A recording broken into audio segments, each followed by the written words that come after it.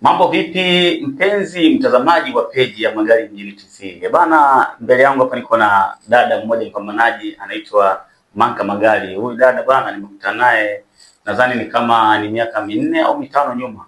Kwa hiyo ni dada mmoja ambaye ni mpambanaji, ni dada mmoja ambaye hajawahi kupoa. Ni mtu ambaye tumepokeana kwenye tasnia nzima ya magari. Kwa hiyo leo bana ningependa tumsikie tu kuhusiana na swali zima. Mambo vipi sister? Safi, habari yako? Poa, kwema. Kwema. Habari za mihangaiko?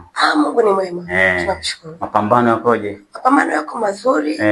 Tunajitahidi kupambana. Ndio. Kuwapa wateja kile kilicho bora. Ndio.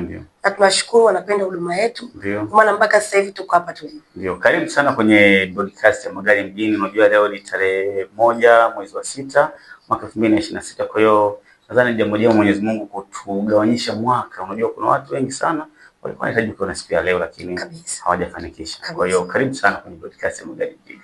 Asante. Tuko kwenye tasnia unajua miaka 6 sasa. Miaka 6. Toka tumeanza huko tulipotoka. Tulikuwa chipkizi, tumepambana. Ndio. Mpaka sasa hivi naona tuna matawi tofauti. Tumeanza chini ya miti. Lakini leo tumekuwa watu wanatutrust.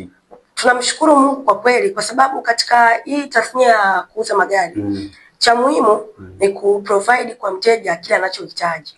Mteja anapokuwa na expect kupata kitu kizuri, unapompa kile kitu kilicho bora. Nafikiri ndio maana wao wateja ndio wanatufikisha hapa tulipo. Kwa hiyo jinsi tunavyofanya kazi vizuri, tunapowapa wateja kilicho bora, wao ndio wanatufanya tunasogea. Hebu sasa dada Manka, nataka uniambie kitu kimoja ambacho kinanishangaza kidogo. Miaka 6 alafu wewe ni mdada. Unawezaje kumaintain kuwa kwenye tasnia ya uuzaji wa magari na mpaka leo na haujawahi kushuka na bado unaendelea kufanya vizuri? Hebu niambie unawezaje kumaintain hii hali? Unajua kitu unachotakiwa watu kujua. Kuuza magari ni kazi kama kazi nyingine. Ndio. Kinachotakiwa ni knowledge ya magari. Ndio. Na kujituma. Ndio. Kwa hiyo kwenye upande wa jinsia, mimi nafikiri sasa hivi pia kuna wanawake wengi sana wanazidi kuja. Lakini cha muhimu kwa wauza magari wenzangu kama ni wanawake ni kutokuangalia ile jinsia yako na kufanya kazi kama kazi zingine.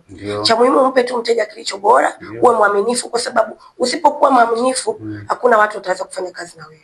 Okay, sasa nimekuwa nasikia kuna fununu sana wadada ambao wanauza magari bana wamekuwa wakisumbuliwa na wateja wa kiume, labda wanawapigia simu, wanawatongoza, wanawaapproach. Wewe kama wewe dada Manka kwa miaka 6 hivi lakini unaona bado uko stable, unafanya vizuri, ni hizo changamoto huwa zipo au hazipo, ni fununu tu, au kama zipo huwa unaepukanaje na hizo changamoto dadangu? Hizo zipo kwa sababu kwa mwanaume anaona huwa anaweza kaja kwa mawili, anaweza kaja kwa ajili ya kufanya kazi na wewe, lakini kumbe na yeye anapokuja pale anaona malengo yake. Kwa mwanamke akiwa sehemu yoyote lazima ataonekana, atatunguzwa. Lakini all in all unatakiwa wewe kujua uko hapo kwa ajili ya nini. Unahitaji nini? Kwa kama upo kwa ajili ya kazi, fanya kazi, pambana, sogea. Hayo mambo mengine anayoleta mteja, hayo naacha. Hiyo ni akili yako. Sasa kweli dada Manka ameongea vizuri sana, amekwambia ni mtu na akili yako. Umeelewa? Sasa cha pili, cha tatu nadhani nataka nikuulize. Hivi mteja anapotaka kuja kununua gari, anataka kuja kununua gari unamshauri vipi? Kuna watu nasikia wanasema usije na fundi. Kwa mtu anamwambia mteja usikague gari. Kwa mtu anambia gari nishalikagua. Wewe unachukuliaje dada Manka? Kwa mimi ninavyoona, mteja anatakiwa kwanza moyo wake utike. Mteja kama anataka kuja na fundi, aje na fundi. Kuna wateja wengi sana mimi nimepokea, wengine ndio gari yake ya kwanza. Hana fundi, ajui nani wa kumwamini. Mteja kama huyo unamsaidia kumpa fundi wako wewe ambaye unamwamini.